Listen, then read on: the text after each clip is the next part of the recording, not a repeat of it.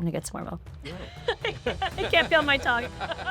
It just feels like fire right on the tongue. It feels like there's a blowtorch in my mouth. I don't know if that, I don't think my tongue's there anymore. Really? Honestly. Yeah. Yeah, it's just gone. It's gone. Yeah, it's gone. I'm amazed we can still talk.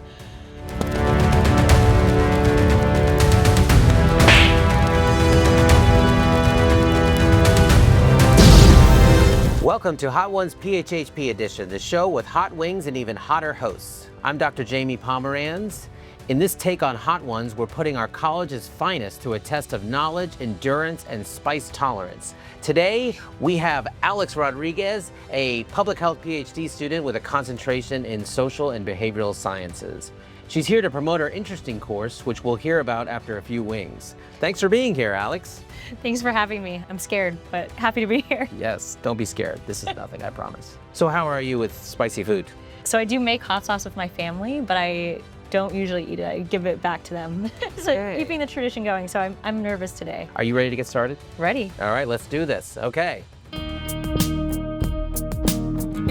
So let's go ahead and start from left to right. It is going to be the least hot to the right. So let's start with the left one. Take a bite. You're good. It was a little hot. Not bad. I'm a little nervous now because that actually feels pretty hot. It's only 2, so. It was good flavor. All right. I enjoyed it. So the first question is, tell me about yourself and how you became interested in combining the arts and public health. Yeah, during my undergraduate, I actually minored in theater, but really had a health background. And so when I did my MPH here, I got really involved with the Center for Arts and Medicine and got really engaged in a lot of the research that they were doing. So I got to work on things like CDC field guides for how the arts can promote vaccine confidence. And I really found a space where I was able to bring a side that I saw as really only being a personal side of myself into an academic and health focused side, and just felt like I could show up as my whole self. It's been my research focus here at UF during my PhD, and I've been really excited to get to share it through a class with other students. Wow, that's really exciting to take something Yeah. personal that you have going on and actually bring it to life through your academics and really make a difference in people's lives. Yeah, it's been great. How the wings hitting you? It's good, I'm feeling good. All right, all Nervous. right. You ready to move on to the next one? Yeah. Oh, this one's doused. Yeah, this is.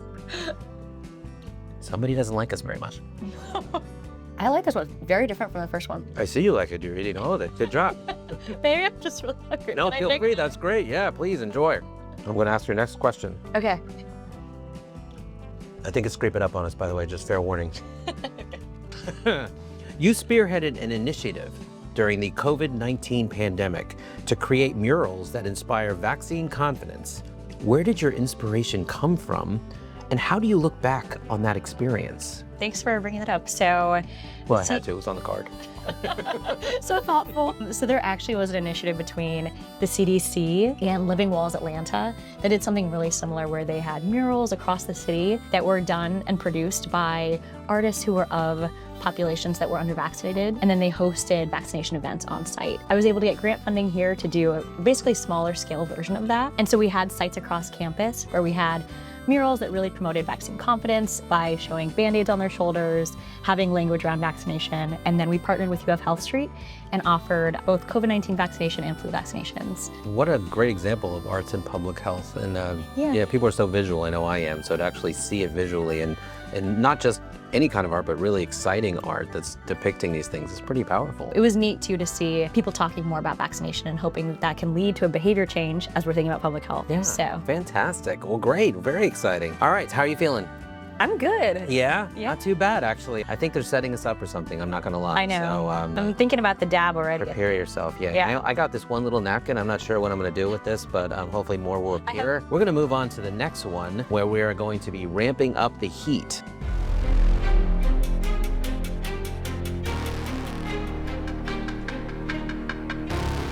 I think I'm stronger than I thought. Me too. Unless they're tricking us. This one has I'm feeling it as like the aftertaste. Yeah, this one, actually my face is starting to Yeah. sweat. So. I see some sweat beads. Yeah, it's happening. It's too bad I don't have a real big napkin. Thank you.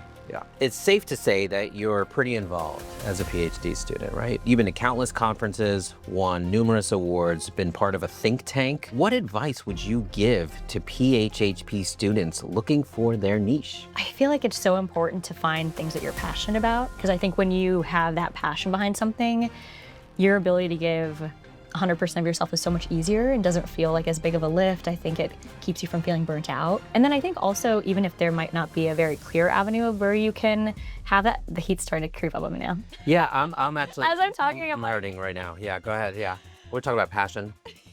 Passion, fire. Yeah.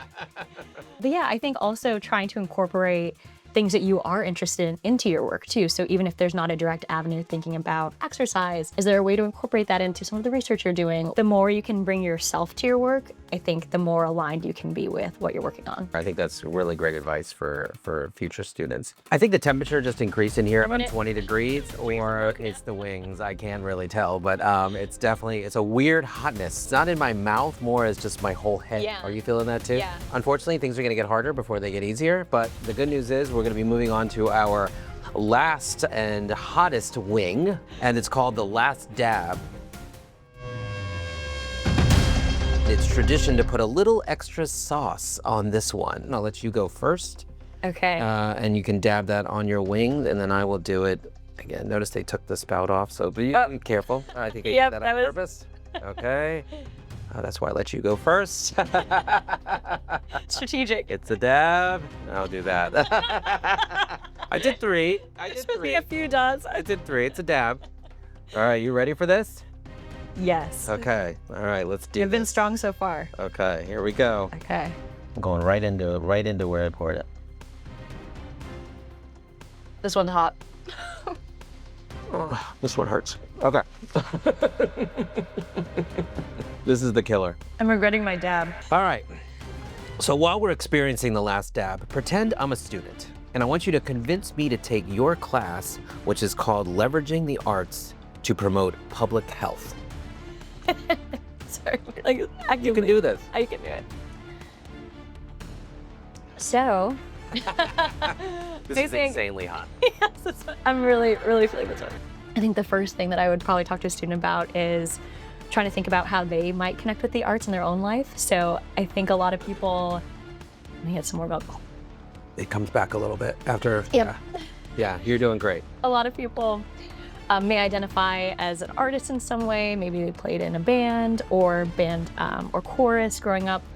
But I think a lot of people also engage with the arts in ways that they might not be as directly aware of. So things like they may listen to music every day while they're getting ready, and they may have favorite artists that they listen to or different designers that they follow. And I think trying to find those connections with people is really important so that they can see how maybe their own purview connects with it. And then I think getting to talk about some of the different work that we've done that I highlight in the class is exciting too. So I'm gonna get some more milk. I can't feel my tongue. It just feels like fire right on the tongue. It feels like there's a blowtorch in my mouth. But I don't know if that. I don't think my tongue's there anymore. Really? Honestly. Yeah. Yeah, it's just gone. It's gone. Yeah, it's gone. I'm amazed we can still talk. But yeah, in addition to some of like the CDC work, just really trying to highlight work like the Arts for Everybody campaign that I was able to be a part of, which was an 18-city cohort project where we brought together municipal leadership, artists, and public health practitioners to address local public health concerns. And I think really just explaining examples and connecting it to people's own experiences is really important. Yeah. And I feel like maybe I could have answered this better on my first wing, but. I think you did great. Do you find that the students really lean into it? Like, are the students that want to take this course, do they have an artistic background? And do you have to have an artistic background to do well in this course? So I'd say it's a mix. I would say about half the students came in with like some like really strong ties to a certain art form, where the other half just thought this was a really interesting topic and thought that it could kind of be a more expansive way to consider public health. Yeah. I'm just gonna take a sip here. You definitely do not need to have any experience with the arts beforehand, and I think most people have been actually happily surprised who didn't have any experience in the ways that they actually found themselves connecting or resonating with a lot of the work in ways that maybe they weren't expecting to. Well, it sounds like a wonderful course. I encourage our students to take your course when it is available, and if they can, and if it's into their schedule. And obviously, you are a great instructor who can overcome significant challenges with wings, and I'm sure it translates well to the classroom. Yes. We made it through. Now all that's left to do is roll out the red carpet for you. This camera, and this camera. Let the people know what's going on in your life. Yeah, I'm entering my last year of my PhD program and hoping to teach this class one more time. So if you thought this was interesting, want to know more about the intersection of arts and public health, please check it out. And I'm really grateful to be here, so thank you. All right, thank you. And that's a wrap.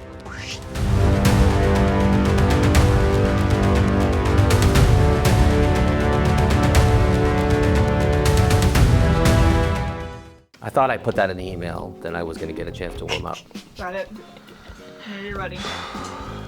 Okay. Ready? Hold on. Welcome to Hot Ones PHHP edition, the show with hot wings and even hotter hosts. Introduce yourself. I'm just kidding. I knew that one.